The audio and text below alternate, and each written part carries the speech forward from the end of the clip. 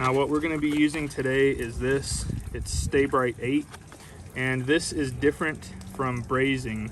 So brazing, you're getting this metal up to about 1200 degrees, and you're actually using a silver or silphos rod, and you're kind of fusing these two metals together. It gets really hot and you have to do a nitrogen flow. Otherwise you'll end up with like charring on the inside of the pipe, which we don't want. So that's the advantage to using a soft solder like this. This is specifically made for HVAC, and Harris is who makes both of these. You can get this as a package. You have to put this on before you do any soldering. And this is a flux that keeps the line clean as you're soldering, and it will make sure that you have a good penetration. Now, this, from what people have said, is far superior than brazing because it's supposed to be stronger, and it also prevents you from having to do any sort of nitrogen flow. We'll still do a nitrogen pressure test, but this is going to prevent us from having to do the steps of having a nitrogen flow. So the first thing that we're going to do is we're going to pull these lines out, and we're just going to clean off both surfaces with emery cloth or sandpaper. Make sure it's good and clean, and then we're going to apply our Stay Clean on both of these, wrap our valves with a wet rag, and then we'll go ahead and make these connections.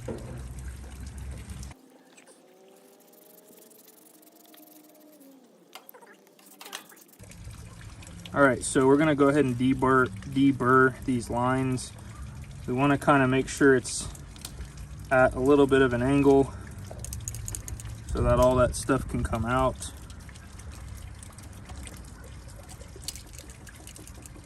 Okay, so that one is perfect.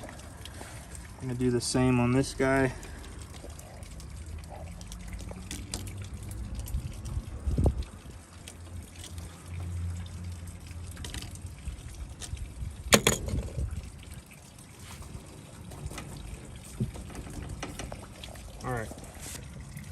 All right, so we're just gonna go ahead and wrap our valves with this wet rag.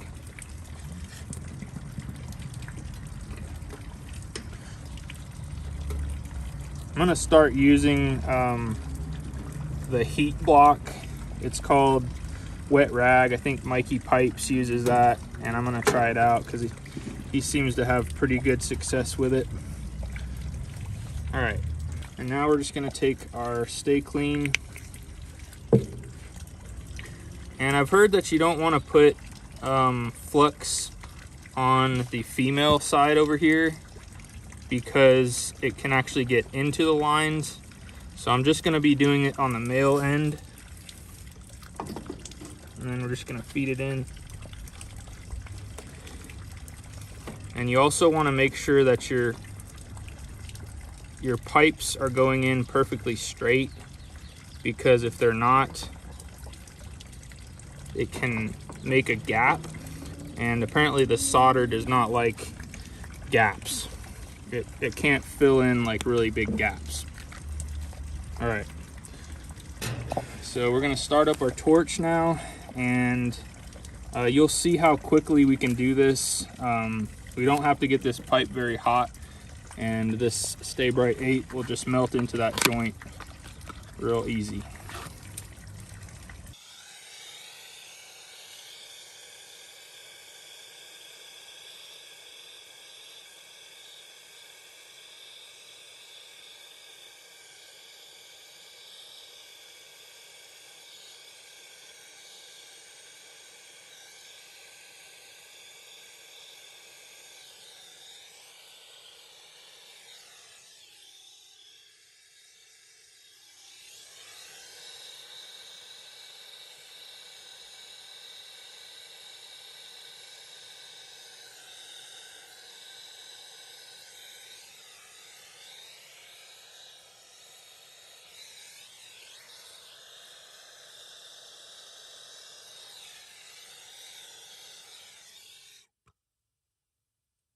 Easy as that. No nitrogen. So we're just gonna let that dry organically.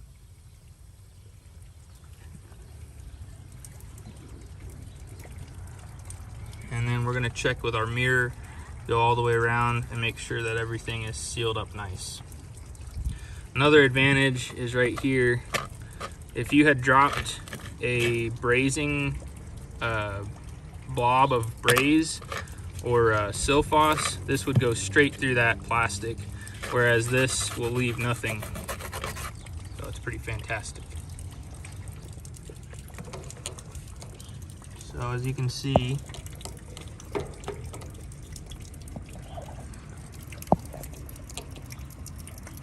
good all the way around.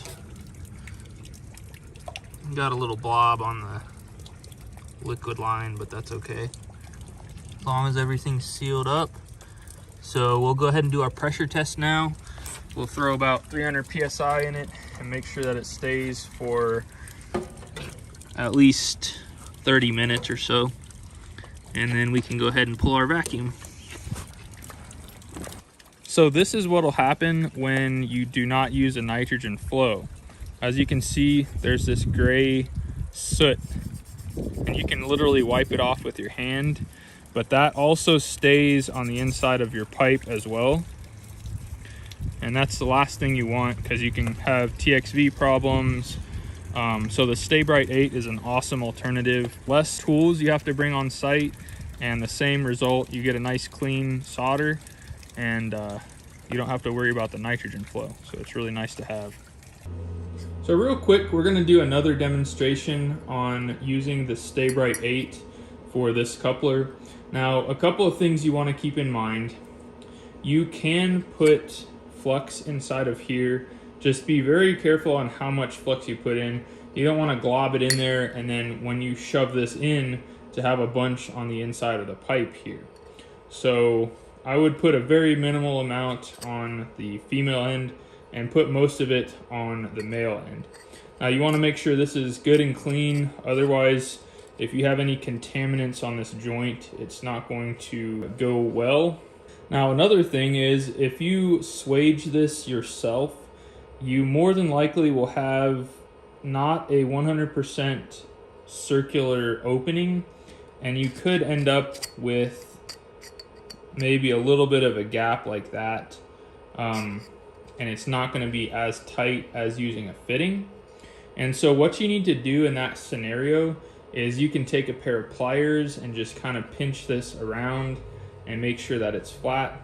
Another thing I've heard that people have done is they'll take an old pipe cutter and they'll take the wheel out and they'll put something flat in there, like a penny, drill a hole in a penny or something, and run this around.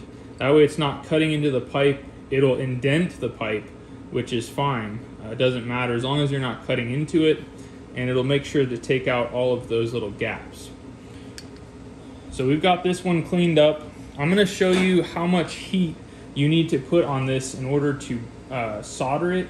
If you get this too hot, it's not going to be good. So you just wanna get enough heat to where your silver solder will melt, and then you're good to go. We're also going to be using MAP gas on this. So we're not going to be using any special tanks. This is all that we're going to be using to solder this line. So for all of you DIYers who want to do this without buying acetylene tanks and things of that nature, this is a great alternative. So let's get this cleaned up, put our flux on, and let's get to soldering. Okay. So we're going to put our flux on, majority on the male side. We're going to take a little bit and we're going to put it on the inside. But again, not much at all. And when you go to slide this in, you can rotate it, making sure that that flux is all mixed in on the inside. All right, so the technique here is we're gonna be heating up where we want this silver solder to go. So we want this to be pulled into this fitting here. So we're gonna be heating up both of these simultaneously, but while I'm doing this, you'll notice that I'll start to heat this side, which will, capillary action will pull that silver solder into that opening.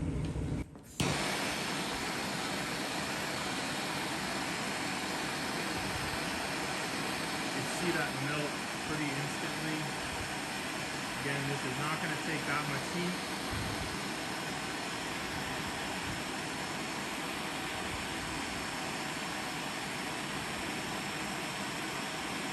There we go.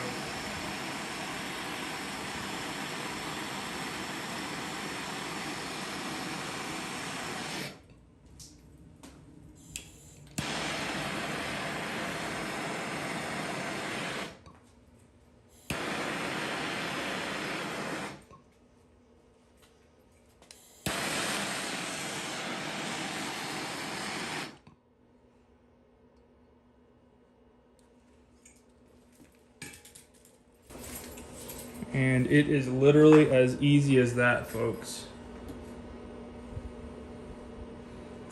I can grab this pipe probably 6 inches from where we just did this, and I'm not burning myself. Now I'll try and get you as close as possible here, but you can see all the way around this pipe is completely sealed. We have really nice coverage through the whole pipe. Now what we'll also do is I'm going to cut this in half right past where our solder is, and I'm going to see how far that silver solder traveled. Let's go ahead and do that. How well you can see that, but right here we can see silver all the way in up here. So that silver solder pulled all the way up into here, which is fantastic. And on the other end, we can see that silver right there. So it sucked it all the way clear to the end of the fitting, which is amazing. Really, really nice coverage. And there is no doubt in my mind that this joint would have lasted 30 plus years. And all we did was use a MAP gas regular tank, no special tanks, and no nitrogen flow. As you can see on the inside of the pipe, there's zero of that black soot that we showed previously in the video. I'm just getting into using this method using Stay Bright 8, and so far I've just been blown away. As you could see, there's zero soot on the inside. We hardly heated up this pipe in order to do our soft solder, and we had really nice coverage, even clear up to the end of our fitting, which is really nice. Also, not having to carry around a bunch of tanks. This is literally all we used. MAP gas runs a little bit hotter, so it's preferred over propane, and really compact with the silver solder. So I hope you guys found this video helpful. Even if you are in this trade, you're looking at alternatives to brazing because the temperature is a lot higher. You have to have a nitrogen flow. Or if you're in the other boat, you're a DIYer, this is amazing. And if I was a DIYer, this would just be a real breakthrough in being able to do this project myself. If you're interested in checking out some other AC installs that we've done, check out this playlist, and I'm sure you'll enjoy what you find. We'll see you guys on the next one. Later.